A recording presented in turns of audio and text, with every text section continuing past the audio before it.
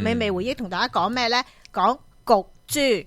你哋唔會咁叫嘅？我哋好少會喎。嗌佢全名㗎喎。係啦嗌全名嘅。酒樓都有嘅喎。係咩？係啊。酒樓咧，而家嘅酒樓就未必有，可能真係好早期嘅時候嘅酒樓有。好早期嘅酒樓反而有焗豬扒飯。通常嗰啲咪就係茄汁豬扒飯，唔係焗豬扒飯啊。唔知。如果你話再早期啲嘅酒樓，佢有芝士呢一樣嘅食材嘅咩？係啊。我真係唔知。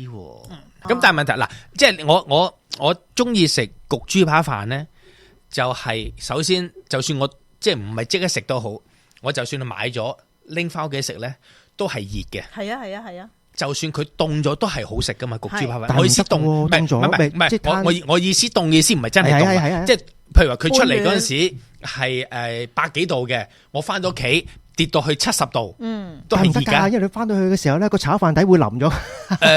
個炒飯底冇咁係咪豬飯亦都可能冇咁脆嘅，會有少少嘅。但係問題佢如果嗰啲汁係好食嘅話咧，我覺得都可以補償翻啦。我想問下啦，你有冇要求咧？即係譬如焗豬扒飯咧，你有冇要求係佢要用有鮮花茄嘅同時咧，要有埋呢一個嘅菠蘿同埋洋葱蘑菇咁同埋個汁？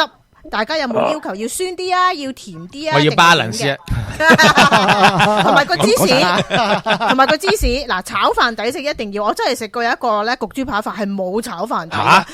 呢個唔得喎，呢個好傷心。呢個唔得喎，呢個係啦。咁咧，但係我又發現咧，即係我哋喺加拿大即係溫哥華呢一度咧，本地啊嚇，其實你知唔知有一啲嘅點心專門店咧，佢係有得俾你買一個焗豬扒飯翻屋企自己焗㗎。係啊，跟住仲有超市都有。哇！超市有，係不特止。